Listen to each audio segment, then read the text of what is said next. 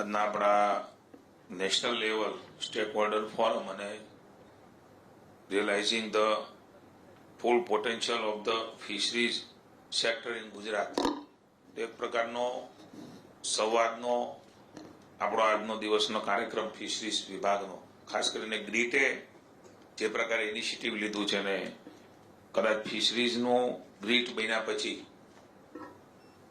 सबसे पहला ये सेमिनार है। मैं एसएफपा मैडम को धन्यवाद करता हूँ, अभिनंदन देता हूँ कि हमारे विभाग को इनिशिएटिव लेते हुए ऐसा एक परिसंवाद पूरे देश में से एक्सपर्ट को बुला के हमारे स्टेक होल्डर्स जो गुजरात में है उसको नई दिशा दर्शन मिले, कहाँ हम पहुंचे, कहाँ है, क्या कर रहे हैं और कहाँ जाना है। मैं मानता हूं कि मैडम ने पूरी बात यहाँ रखी है। इस सेमिनार में उपस्थित हमारे सबके वडील सीनियर लीडर અને જે એમણે કહ્યું કે મારે બોલવું નથી પણ ટૂંકમાં ખૂબ બધી સાચી હકીકતો એમણે આ પરિસંવાદમાં મૂકી છે, કારણ કે તળધરતી સાથે જોડાયેલું વ્યક્તિત્વ છે, અમારા સૌના આદરણીય માર્ગદર્શક છે અને આ દરિયાકાંઠાના લોકોને સાચે જ એક વ્યવસ્થામાં લાવવાનો જેમનો ઘનિષ્ઠ પ્રયાસ સફળતાપૂર્વકનો રહ્યો છે એવા આદરણીય પરસોત્તમભાઈ સોલંકી, ગ્રીટના સીઈઓ અને એક્ઝિક્યુટિવ કમિટીના ચેરપર્સન માનનીય મુખ્યમંત્રી ભૂપેન્દ્રભાઈના અધ્યક્ષપણાની આપણી ગ્રીટની કમિટી એમાં સીઈઓ તરીકે અર્પણા મેડમ કામ કરી રહ્યા છે એવા એસ અર્પણાજી, અમારા સેક્રેટરી સંદીપ કુમાર, ભાવનગરમાં કમિશનર તરીકે એમની સાથે 2-2.5 વર્ષ કામ કર્યું છે અને અત્યારે ભગવાન સોમનાથ દાદાના સાનિધ્યમાં જિલ્લા કલેક્ટર તરીકે સેવા કરે છે ભાઈ શ્રી ઉપાધ્યાય, ઉપસ્થિત આપ સૌ અધિકારીગણ, ભગવાન મહાદેવના સાનિધ્યમાં સૌથી પહેલા જ્યોતિર્લિંગ, मैंने तो जगह पसंद करी એટલા માટે मैं आपको बहुत बहुत धन्यवाद करता हूँ कि इस जगह में पोटेंशियल तो है ही हमारी फिशरीज के लिए, लेकिन स्वयं विश्व यहाँ आ रहा है और ये जगह नरेंद्र भाई मोदी इस ट्रस्ट के अभी चेयरमैन है, अमित भाई साहब उसके ट्रस्टी है। इस जगह पे आप सबका मैं राज्य सरकार की ओर से, मुख्यमंत्री भूपेंद्र भाई की ओर से और मेरे विभाग की ओर से स्वागत करता हूँ, धन्यवाद करता हूँ। विविध क्षेत्रना एक्सपर्टो, पैनलिस्ट, विविध फिशरीज संस्थाના વૈજ્ઞાનિકો, સી ફૂડ એક્સપર્ટ્સ, માછીમાર સમાજના અમારા સૌ આગેવાનો, બોટ એસોસિએશનના પ્રમુખશ્રીઓ, એક્વાકલ્ચર એક્સપર્ટ, ફિશરીઝ કોલેજના પ્રોફેસર, ફિશરીઝ વિભાગના અધિકારીઓ, ગ્રીટ સંસ્થાના સૌ अधिकारियों उपस्थित है। ત્યારે नरेंद्र भाई कहां तक सोच सकते हैं, एस अर्पणा मैडम ने बोला कि ग्रीट संस्था मुख्यमंत्री ने बनाई नरेंद्र भाई के मार्गदर्शन में, अलग अलग 6 सेक्टर में उसको बांटा गया। हर विभाग, हर सेक्टर कहां है और कहां काम करे और कहां जा सकते हैं। नरेंद्र भाई જે પ્રકારે વ્યવસ્થાઓમાં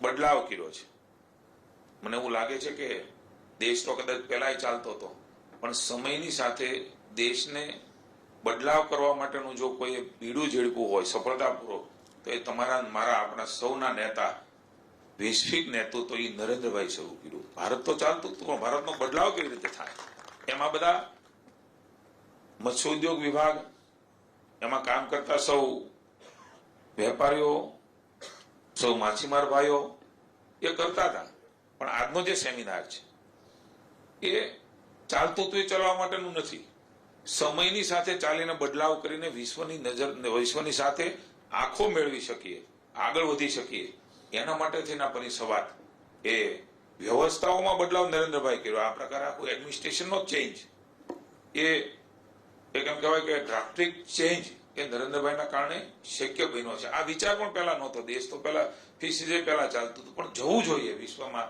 આપણે ઉભા રહેવા માટે ને અલગ અલગ તમિલનાડુથી, મહારાષ્ટ્રથી, કેરળથી બધા એક્સપર્ટ પણ આવ્યા છે, એનો લાભ આપણે મળીએ। 2-3 વાતો એ સંદીપ કુમારે પણ સરસ રાજ્ય સરકારની બધી વાતો મૂકી છે, મેડમે પણ ઘણી બધી વાતો એ આપણી વચ્ચે કરી છે, પણ આ ઝડપી યુગમાં મત્સ્ય ઉદ્યોગ એ માત્ર ખાદ્ય સુરક્ષાનું સાધન માત્ર નથી, હમણાં જ વાત કરી, પરંતુ રોજગાર, એક્સપોર્ટ, ગ્રામીણ આવક વધારીને બ્લુ ઇકોનોમીનો મજબૂત આધાર સ્તંભ એ આપણો આ મત્સ્ય ઉદ્યોગ એટલે કે સૌ માછીમારો જે આ ઇન્ડસ્ટ્રી સાથે જોડાયેલા છે.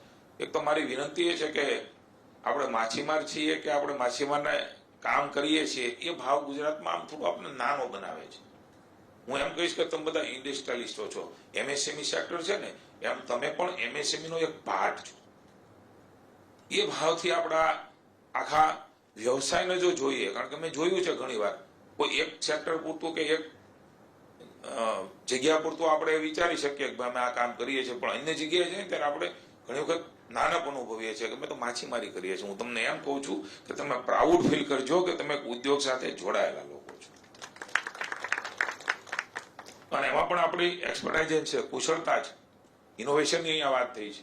માઇન્ડ ટુ માર્કેટ સુધી પહોંચાડવાની વાત એ મોદી સાહેબે ગુજરાતમાં મુખ્યમંત્રી હતા ત્યારે કરી. આજે ભૂપેન્દ્રભાઈ મુખ્યમંત્રીના ભાઈ હર્ષભાઈ એમના માર્ગદર્શન નીચે રાજ્યમાં અહીંયા વાત કરી ને મેડમે કે આપણે માર્કેટ સુધી લઈ જવી છે.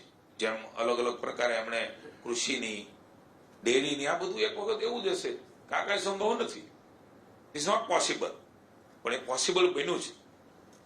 ગિફ્ટ સિટી હોય, ફલેરા હોય, નરેન્દ્રભાઈ જે પ્રકારે આપણા બંદરોનો વિકાસ કર્યો, તો પોસિબલ આપણને નતું લાગતું કે આ બધું થોડું સંભવ છે.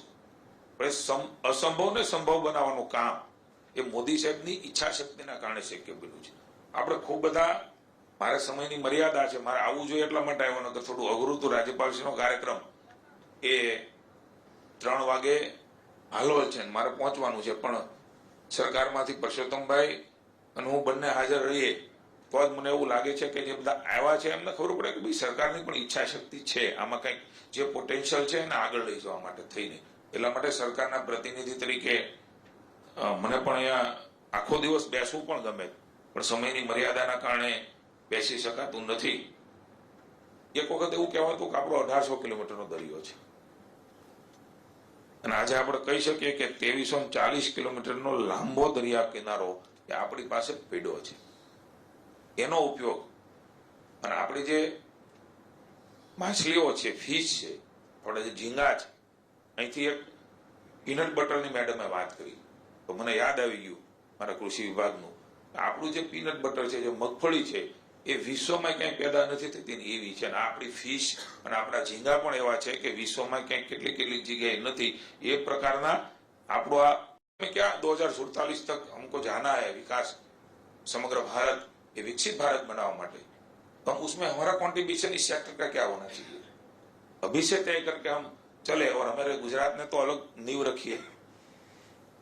30 और 35 गुजरात जब हमारा 75वां साल सेलिब्रेशन करेगा तो हम 2047 तक नहीं सोचते. यहाँ एक्सपर्ट आए हैं, हम सोचते हैं कि 2035 में ये पैरामीटर्स कैसे सेट हो जाए, हम कैसे 35 में 75%, 80% तक पहुंच जाए जो 2047 में पहुंचा है.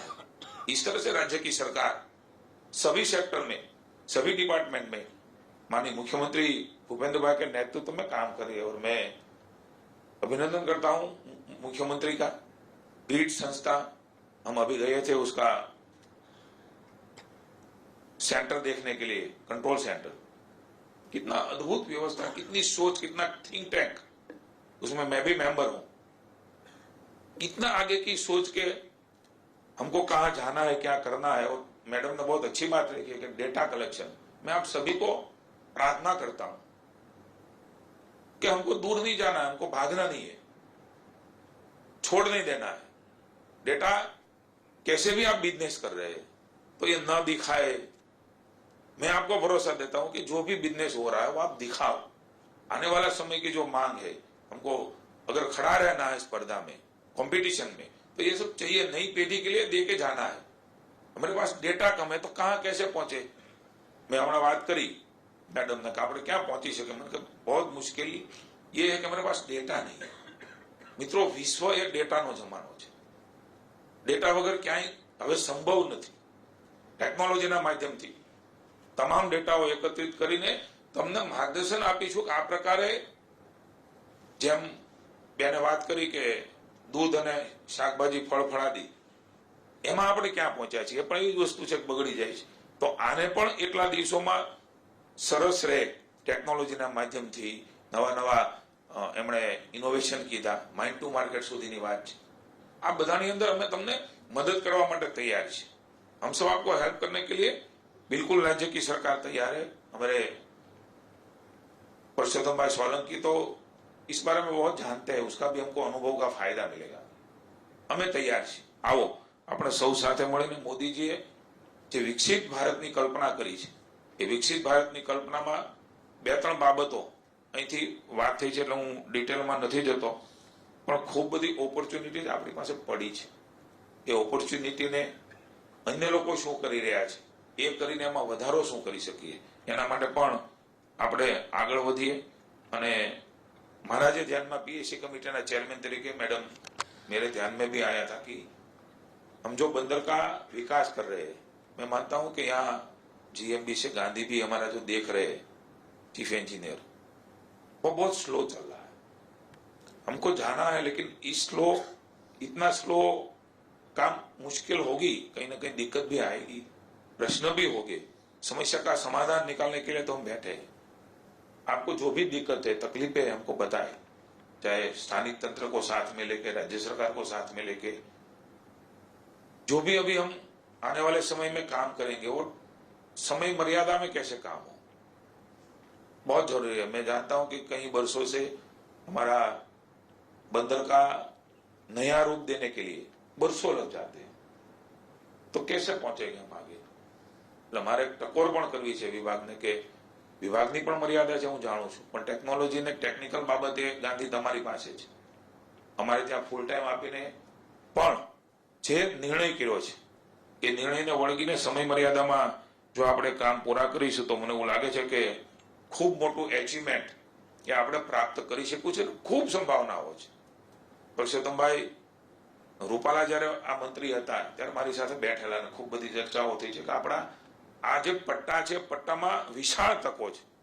દક્ષિણના જે રાજ્યો છે એ રાજ્યોની સાથે અને એની આગળ જઈ શકીએ એ પ્રકારની સંભાવનાઓ એ આપણા આ દરિયાઈ કિનારામાં કાંઠામાં પડી છે. એ તક ઝડપીને यहाँ एक्सपर्ट भी आए हैं, वो भी खुले में से. अभी तो सब मार्केट ग्लोबल हो गई है, भारत तक सीमित नहीं है, राज्य तक सीमित नहीं है. નરેન્દ્રભાઈ જે દ્રષ્ટિકોણથી લોકોને જોવાની ટેવ પાડી દીધી છે, ગ્લોબલાઇઝેશન, વૈશ્વિક સ્તરે આપણો દ્રષ્ટિકોણ, અને એ દ્રષ્ટિકોણમાં આપણો આ ફિશરીઝ ઉદ્યોગ એ કેવી રીતે આગળ વધે એના માટેના સામૂહિક પ્રયાસ એ આપણે કરીએ. અહીંથી સસ્ટેનેબલ પદ્ધતિઓ, ગુણવત્તાયુક્ત બીજ, હેચરી ક્ષમતા તેમજ રાસ, બાયોફ્લોક, આર્ટિફિશિયલ ઇન્ટેલિજન્સ, આઈઓટી, આધુનિક ટેકનોલોજીના ઉપયોગની પણ ચર્ચાઓ તે આપ સૌ કરવાના છો. ત્યારે માળખાગત આધુનિકરણ અને મૂલ્ય કેપ્ચર પર કેન્દ્રિત આખી આ વ્યવસ્થાઓ એ રહેતી હોય છે, જેમાં માછીમારો, બંદરો, cold chain, logistic processing, packaging અને નિકાસના ધોરણનો પણ સમાવેશ અહીં ગુજરાતના મેરીટાઈમ બોર્ડ, સહકારી સંસ્થાઓ, એફએફપીઓએસ, મહિલા સેલ્ફ હેલ્પ ગ્રુપ, એસએચજીએસ, ફિશરી ક્ષેત્રે સંશોધન કરતી સંસ્થાઓની ભૂમિકા એ ખૂબ મહત્વની આપણા પરિસંવાદમાં રહેવાની છે. દરિયાઈ ખેતી અને જળચર ઉછેરના વૈવિધ્યકરણ પર આજે આપ સૌ ચર્ચા પણ કરવાના છો, જેમ કે સીવીડ ખેતી, પાંજરાની ખેતી, મોલસ્ક, સુશોભન અને મત્સ્યોદ્યોગ, પીપીપી મોડલ્સ દ્વારા નવી તકો એ કેવી રીતે સર્જી શકાય એની પણ વિશેષ ચર્ચાઓ એ આપ સૌ કરવાના છો. ત્યારે નિકાસ સ્પર્ધાત્મક વધારવા માટે પ્રોત્સાહન અને સંશોધન સંસ્થાઓ એ અતિ મહત્વની છે. એના માટે પણ અમારા વિભાગે મેડમ જે કરવું પડશે એ કરવા માટે આપને હું અહીંથી સંપૂર્ણપણે રાજ્ય સરકાર વતી, ભૂપેન્દ્રભાઈ વતી ખાતરી આપું છું કે અમે તૈયાર છીએ. આવો સાથે મળીને આપણા મત્સ્ય ઉદ્યોગ વિભાગને એક એવા એચિવમેન્ટને, એવા ગોલ ઉપર લઈ જઈએ. ગઈકાલ જે હતું એ આજે જે છે એ પણ આવતીકાલ એ આપણા હાથમાં છે. કાલ સારી બનાવવા માટે થઈને નવી પેઢીને આપણે કંઈક વિશેષ આપતા જઈએ. મજૂરી ખૂબ કરીએ, મહેનત ખૂબ કરીએ, કુદરત ઉપર છે, અને હમણાં તો ખબર નહીં ગ્લોબલ વોર્મિંગના કારણે કુદરત પણ રૂઠે છે. અમે તમારી સમસ્યા સમજીએ છીએ કે ભાઈ તમને વારે વારે કે એક દરિયો ન ખેડતા માછીમારોને વિનંતી છે. પહેલા તો વર્ષમાં એકાદ વાર આવતું, હવે વર્ષમાં 4-5 વાર આવે છે. એટલે તમારી રોજિંદી જે વ્યવસાય કરે છે એમની પણ રોજગારીની મુશ્કેલીઓ એ અમે સમજીએ છીએ. આ બધાનો જવાબ એ માત્ર ને માત્ર વેલ્યુ એડિશન કરીને દેશમાં અને રાજ્યમાં અને વિશ્વમાં આપણો માલ કેવી રીતે પહોંચાડી શકીએ એની સાથે જ આપણી પ્રગતિ એ સંભવ છે. કારણ કે આ બધા આપણા હાથમાં જે સર્કમસ્ટાન્સીસ નથી, ઈશ્વરથી મોટું કોઈ છે જ નહીં. એ થપાટ મારે ત્યારે માણસ નિસહાય હોય છે, અને એને કંટ્રોલ હજી સુધી તો કોઈ સાયન્સ કરી શક્યું નથી.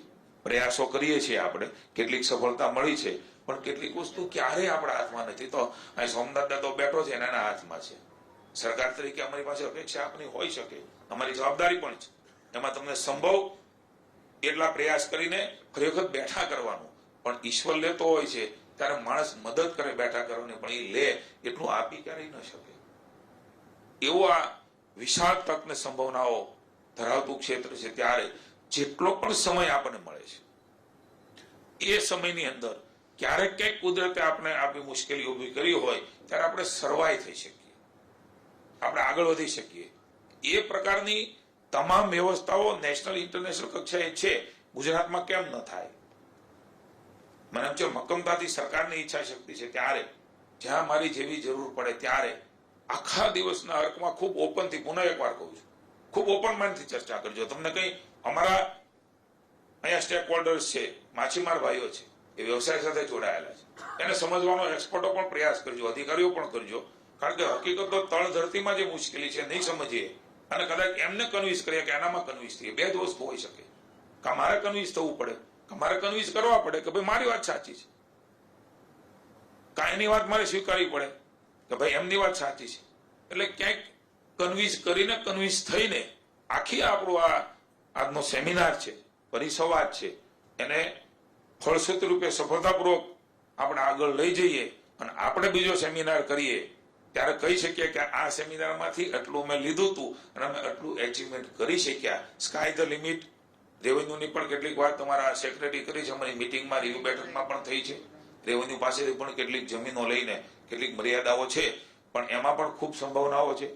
એને પણ આપણે આગળ લઈ જઈ અને ત્યાં પણ મોટો બિઝનેસના ધંધો થાય એના માટેના પ્રયાસો એ રાજ્ય સરકાર કરી રહી છે. હું પુનઃ એકવાર ગ્રીટના પ્રયાસને અભિનંદન આપું છું. આપ સૌ અહીંયા આવ્યા એટલે વિશેષ હું આભાર માનું છું. અને ભગવાનના સાનિધ્યમાં છે ત્યારે આપણે સંકલ્પ કરીએ કે મારાથી યથાયોગ્ય પ્રયાસ કરીને, ફક્ત મારું નહીં જોઈને, વિશાળ આપણા ભારતનું જોઈને આપણા વિભાગમાં, આપણા ઉદ્યોગમાં, આપણા મત્સ્ય વિભાગની અંદર ચલાવવો નથી, બદલાવો છે. સમયની સાથે બદલાવવું છે, સમયની સાથે બદલાવો છે વિભાગને, અને એનો લાભ એ સીધી જનતા જે જોડાયેલી છે, કામ કરે છે, એ માત્ર એના પૂરતો નથી. એ ગુજરાતને લાભ થશે અને ગુજરાતના કારણે દેશને લાભ થશે. આ ચેઇનમાં આપણે સૌ મહત્વની કડીના પરિબળો છીએ. ત્યારે પુનઃ એકવાર મને એવું લાગે છે કે આ પહેલી વખત આ પ્રકારનું કોન્ફરન્સ છે સોમનાથમાં થઈ રહી છે, અને આવા એક્સપર્ટો આવ્યા છે, અન્ય રાજ્યમાંથી આવ્યા છે, આપણા પણ લોકો અહીંયા જોડાયેલા છે. કેટલાક લોકો ન જોડાણા હોય એમને પણ મારી વિનંતી છે કે તમારી પાસે પણ ખૂબ બધા સૂચનો હશે, અનુભવો હશે. એ સૂચનો હોય, અનુભવો હોય, ક્યાંક અમારા સુધારા કરવાના હોય તો એ પણ હું મારા ડિપાર્ટમેન્ટને વિનંતી કરું છું કે કદાચ અહીંયા નહીં પહોંચી શક્યા હોય, નહીં આવી શક્યા હોય, નહીં કહી શક્યા હોય એવા પણ લોકો હશે. અમને તમે નહોતું કીધું, આવા ઘણા અમને કહેશે, પણ તમારી પાસે છે, અમારા વિભાગને પહોંચાડજો. એ તમારા પણ અનુભવનો લાભ એ લઈને આપણે વિશાળ તકો અને સંભાવનાઓને પહોંચી વળવા માટેના પ્રયાસો એ રાજ્ય સરકાર ચોક્કસ કરશે. પુનઃ એકવાર હું આપની વચ્ચેથી નીકળી જવાનો છું. બાકી મને પણ આમાં ખૂબ બધું જાણવા શીખવા મળે, કારણ કે વિદ્યાર્થીને સ્ટુડન્ટ કાયમ રહીએ તો જ એમાંથી કંઈક નવું નવું શીખવા મળે. નવો ડિપાર્ટમેન્ટ છે, નવી વ્યવસ્થાઓ છે, સમજીને પણ જેમની પાસે છે એની સાથે કન્વિન્સ થઈને તો અમે એમને કન્વિન્સ કરીને આગળ વધવા માટે અમારી તૈયારી છે. આવો સૌ સાથે મળીને આવતા વખતે આપણે જ્યારે પણ મળીએ ત્યારે એક આત્મવિશ્વાસ સાથે મળીએ કે અહીંયા હતા ને અહીંયા પહોંચ્યા, હવે અમારે કંઈક નવું કરવું છે. આ પ્રકારના વિશ્વાસ સાથે આપણે આગળ વધીએ. થેન્ક યુ, ધન્યવાદ. ભારત માતા કી જય. જય સોમનાથ.